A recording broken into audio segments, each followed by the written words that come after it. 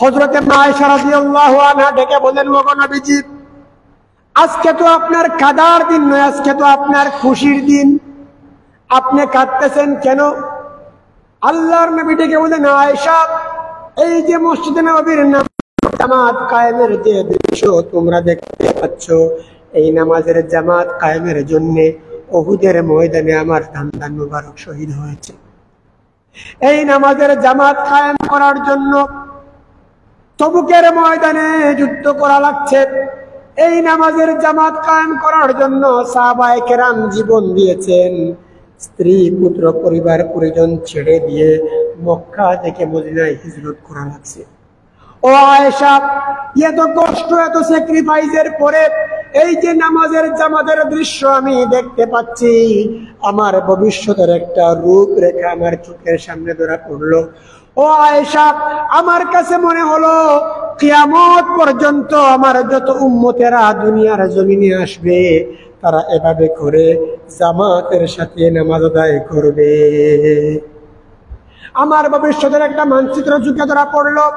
এই কান্নাটা আমার কোনো দুঃখের কান্না নয়, এই কান্নাটা আমার সুখের কান্না। আমার মনে হচ্ছে যে কিয়ামত পর্যন্ত আমার যত উম্মতেরা দুনিয়ায় আসবেন, তারা এভাবে করে জামাতের সাথে নামাজ আদায় করবে।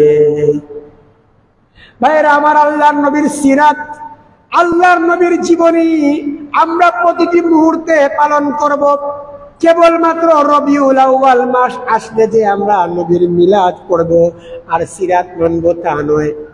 আমাদের দেশে এক প্রকার মানুষ আছে, তারা বলে রবিউল আউয়াল আসলে নবী আপনার গুণগান গাই, রবিউল আউয়াল মাস চলে গেলে নবী গো আপনারে আমরা ভুলে যাই। আল্লামা আনসারী রহমতুল্লাহ আলাইহি বড় সুন্দর করে এদের সম্পর্কে বলেছিলেন, জশ্নে জুলুস করি, মিছিল করি, মিটিং করি, আরো কত মিষ্টি খাই, আর মিছিলকারীদের চেহারার দিকে দেখলে পরে দাড়ির বংশ নাই। এরকম সুন্নি নামের ভান্ডারীরা আছে কি নাই? এরা মানুষকে বিভ্রান্ত করে, কিন্তু আমরা বিভ্রান্তর পথে যাব না। আমরা যেমন নবীজির মিলাদকে স্বীকার করি, নবীজির জন্ম বৃত্তান্তের অলৌকিক ঘটনা যে রকম আমরা বিশ্বাস করি, ঠিক তদ্রূপ ভাবে এর চাইতেও বেশি মানি আর বিশ্বাস। এজন্য আল্লাহ পাক বলেছেন, লাকাদ কানা লাকুম ফি রাসূলিল্লাহি উসওয়াতুন হাসানাহ, তোমাদের মধ্যে সর্বোত্তম আদর্শ হচ্ছে আমার নবীর সিরাত, আমার নবীর জীবন বৃত্তান্ত, আমার নবীর জীবন আদর্শ।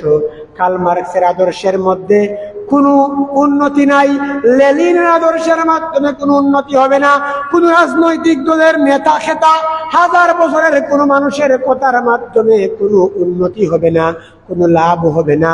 1400 বছর আগের নবীজি মুহাম্মদুর রাসূলুল্লাহ সাল্লাল্লাহু আলাইহি ওয়াসাল্লামের কথা মানার মাধ্যমেই রয়েছে আমাদের জন্য শান্তি।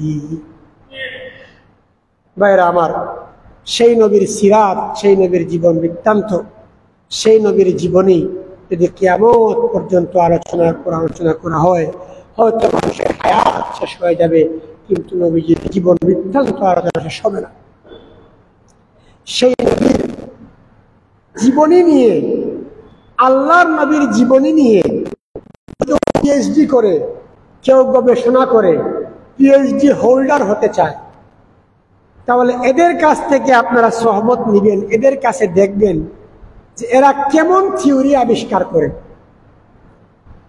বিজ্ঞানীরা আল্লাহর নবীর জীবনী দেখে হয়রান হয়ে যাচ্ছে। এরা এমন অবস্থায় পৌঁছেছে যে তারা, আমরা সিলেটি ভাষায় একটা কথা কই যে জুল খাই না শিরা খাই, গুস্ত খাই না শিরা খাই, ঠিক তদ্রূপ হয়ে গেছে। যেমন নবীজির মেরাজ আমরা সকলে জানি, এই দুনিয়ার দলিল দরা হতে চাঁদ, সূর্য, গ্রহ, নক্ষত্র, মহাশূন্য পাড়ি দিয়ে, সাত আকাশ পাড়ি দিয়ে আল্লাহ নবীকে আল্লাহ তাআলা সিদরাতুল মুনতাহা পর্যন্ত নিয়ে গিয়েছেন। সিদরাতুল মুনতাহা যাওয়ার পরে আল্লাহ নবী জিবরাইল আলাইহিস সালাম বলেন, আমি আর যেতে পারবো না, আপনি এখানে থাকেন, আপনাকে আল্লাহ তাআলা নেওয়ার ব্যবস্থা করবেন। এখন তখন তারা এই বুরাক নামক যে জন্তুটির মাধ্যমে নবীজি ইসরা করেছেন মসজিদুল হারাম থেকে মসজিদুল আকসা পর্যন্ত। এই বুরাকের গতিবিধি ছিল প্রতি সেকেন্ডে 1000-এর উপরে মাইলের উপরে যাওয়া। আল্লাহ রাসূল সাল্লাল্লাহু আলাইহি সাল্লাম বলেছেন যে আমি যখন বুরাকে উঠি তখন দৃষ্টির শেষ সীমা পর্যন্ত বুরাক যেতেই থাকতো। তো বুরাককে লক্ষ্য করে বিজ্ঞানীরা পার্কার সোলার প্রুফ নামক একটা যন্ত্র আবিষ্কার করেছে। এটার দূরত্ব হচ্ছে প্রতি সেকেন্ডে 11,000 মাইল। কিন্তু আল্লাহ নবী সাল্লাল্লাহু আলাইহি ওয়াসাল্লামের যে বুরাক, এটা মহাশূন্য পাড়ি দিয়ে, গ্যালাক্সি মিল্কি ওয়ে পাড়ি দিয়ে, আরশে আজিম পাড়ি দিয়ে আল্লাহর কাছে গিয়েছে। তারা সর্বোচ্চ মহাশূন্য পর্যন্ত যাওয়ার পরে আর এর তথ্য খুঁজে পায় না। কিন্তু আল্লাহ নবী এক রাত্রিতে ইসরা সফর করে আবার এক রাত্রিতে এই দুনিয়ায় চলে এসেছেন। এটা কেমনে সম্ভব? এটা আল্লাহর পক্ষেই কেবল সম্ভব। এজন্য আল্লাহ সূরা বনী ইসরাঈল শুরু করেই বলেছেন সুবহানাল্লাহ। অর্থাৎ তোমাদের মাথায় ঢুকবে না, সমস্ত দুর্বলতা, সমস্ত ক্ষমতা থেকে মুক্ত আমি আল্লাহ আমার নবীকে ইসরা করেছি, এটাই সত্য। আল্লাহ নবীর জীবন বৃত্তান্তের মধ্যে, জীবনের মধ্যে মেরাজ আছে কিনা, আর এই মেরাজের আলোচনা যদি আমরা করি তাহলে বিজ্ঞান উঠে আসবে কিনা। তাহলে একটা বিজ্ঞানিক থিওরি আপনাদেরকে বললাম। এবার নবীজিকে প্রশ্ন করা হয়েছিল, ওগো নবীজি, আল্লাহর আরশ কেমন? আল্লাহ নবী সাল্লাল্লাহু আলাইহি ওয়াসাল্লাম একটা উদাহরণ দিয়ে বলেছিলেন, তোমরা আসমান দেখতেছো, এটা প্রথম আকাশের মহাশূন্য, এরপরে প্রথম আকাশ, এরপরে প্রথম আকাশের মহাশূন্য, এরপরে দ্বিতীয় আকাশ, তারপরে দ্বিতীয় আকাশের মহাশূন্য, তারপরে দ্বিতীয় আকাশ, এরপরে তৃতীয় আকাশের মহাশূন্য, এরপরে তৃতীয় আকাশ। প্রথম আকাশের মহাশূন্যের কাছে প্রথম আকাশ কেমন? প্রথম আকাশের কাছে প্রথম আকাশের মহাশূন্য ঠিক তদ্রূপ যেমন ভাবে একটা প্লেটের মধ্যে একটা কয়েন রাখলে যেরকম ছোট, প্রথম আকাশের চাইতে প্রথম আকাশের মহাশূন্য এরকম ছোট। এরপরে আসমানে আছে গ্যালাক্সি, মিল্কি ওয়ে, সূর্য পৃথিবী থেকে 13 লক্ষ গুণ বড়। এরকম সূর্য শত শত সূর্য খেয়ে হজম করতে পারবে একটা মিল্কি ওয়ে, হাজার হাজার মিল্কি ওয়ে আল্লাহ পাক আসমান তৈরি করে রাখছে। তাহলে দেখেন, যদি সূর্য এত বড় হয় দুনিয়া থেকে, আর সূর্যরা যদি খাইয়া হজম করতে পারে একটা মিল্কি ওয়ে, এরকম মিল্কি ওয়ে যদি আসমানে থাকে শত শত, তাহলে এরপরে মহাশূন্য পাড়ি দিয়ে সাত আকাশ দিয়ে সিদরাতুল মুনতাহা কত বড় হবে? সিদরাতুল মুনতাহার পরে আরশে আজিম কত বড় হবে? আর আরশে আজিম বাদ দিয়া আল্লাহ যে কত মহান হবেন তার তো কোনো দৃষ্টান্ত আমরা দিতে পারবো না। আল্লাহু আকবার। আল্লাহ পাক বলেন, ওয়ালাম ইয়াকুল্লাহু কুফুয়ান আহাদ, আমার সঙ্গে কারো কুফু নাই। যেমন জাহাঙ্গীর ভাইয়ের মুখে দাঁড়িয়ে আমার মুখেও দাঁড়িয়ে, আপনার মুখে দাঁড়িয়ে সমকক্ষতা আছে, কিন্তু আল্লাহ এমন আর আমি এমন কেউ বলতে পারবে? কেউ বলতে পারবে না। কিন্তু আল্লাহ পাক রব্বুল আলামিন কিয়ামতের দিন জান্নাত জাহান্নামের ফয়সালা হওয়ার পরে, জান্নাত জাহান্নামের ফয়সালা হওয়ার পরে জান্নাতীরা সুখে শান্তিতে থাকবে।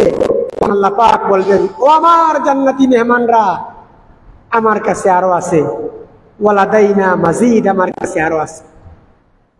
জান্নাতীরা ডেকে বলবে, ও আল্লাহ, এত সুখের বসবাস, এত সুন্দর আরামের জান্নাত, যেই জান্নাতের বর্ণনা আমরা কোরআনে শুনেছি, চোখে দেখি নাই, এরকম বিশাল 10টা দুনিয়া সমান জান্নাত আপনি আমাদের দিয়েছেন, আর আমরা কি চাই? আল্লাহ পাক বলবে, ও আমার বান্দা, ও আমার বান্দি, তোমরা ভালো করে লক্ষ্য করো, মনে রাখো, তোমরা যে আমাকে পাওয়ার জন্য, আমার হুকুম বিধান পালন করার জন্য, আমার নবীর সিরাত মানার জন্য, আমার নবীর জীবনাদর্শ মেনে চলার জন্য রাত 3টার সময় প্রচন্ড শীতের রাত্রে ঘুম থেকে উঠে ঠান্ডা পানি দিয়ে ওযু করে তাহাজ্জুদের নামাজ পড়ে কান্না জড়িত কণ্ঠে আমি আল্লাহর দরবারে তোমরা কেঁদেছিলে, সেই চোখের পানি আমি আমার ভান্ডারে জমা রেখেছি। তোমরা আমাকে খুশি করার জন্য, আল্লাহর নবীর জীবনাদর্শকে বাস্তবায়ন করার জন্য জিহাদের ময়দানে গিয়ে জিহাদ করেছো, স্বৈরাচারের বিরুদ্ধে অবস্থান নিয়েছো, তোমরা তোমাদের জীবনে আল্লাহ এবং আল্লাহর নবীকে মেনেছো, সেই পুরস্কার কি তোমরা পাবে না? ও আমার জান্নাতীরা, তোমাদেরকে যে আমি ওয়াদা দিয়েছিলাম তোমরা আমি আল্লাহকে দেখবে, সেই আমি আল্লাহকে দেখার সময় এখন চলে এসেছে। জান্নাতীরা আল্লাহর দিকে তাকিয়ে থাকবে। এক একটা চোখের পলকের সাথে সাথে লক্ষ কোটি বছর চলে যাবে, কেউ টের পাবে না। সেরকম মহা খুশির সংবাদ আমার আপনার জন্য আছে।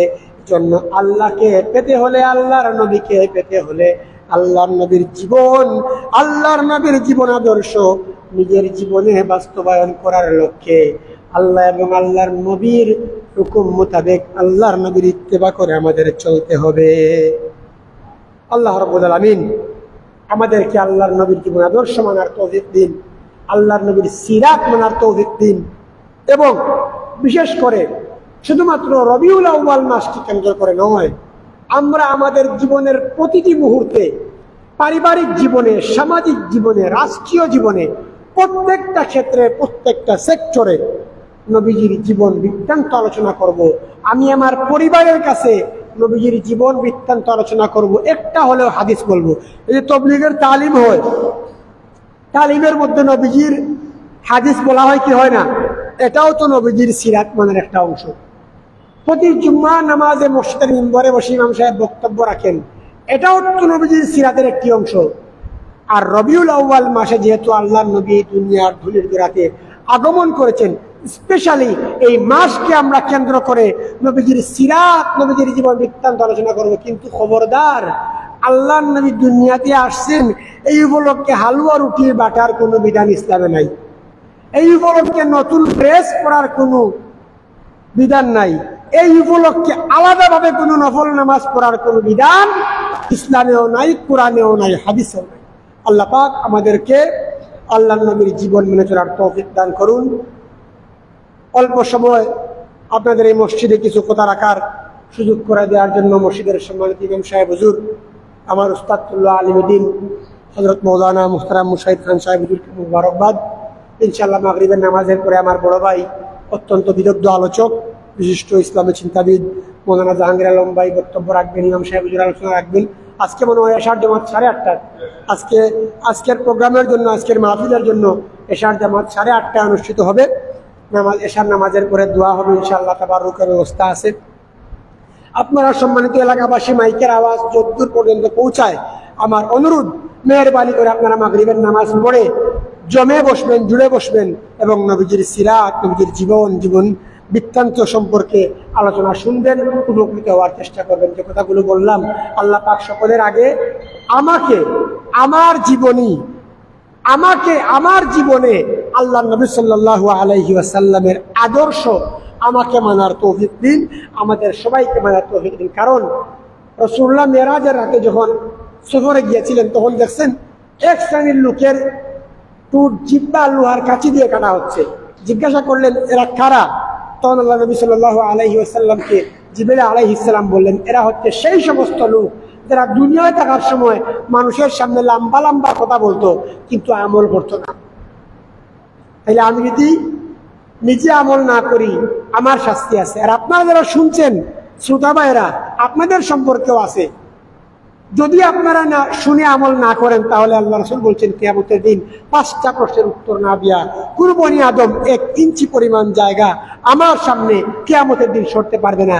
এর মধ্যে একটা প্রশ্ন হচ্ছে, দুনিয়ায় থাকার সময় যতটুকু শুনছো তার উপর কতটুকু আমল করছো। কাজে আমরা বক্তা শ্রোতা সবাই আমলের নিয়তে শুনতে হবে, আমলের নিয়তে বলতে হবে।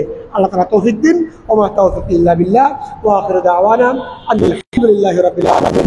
আসসালামু আলাইকুম।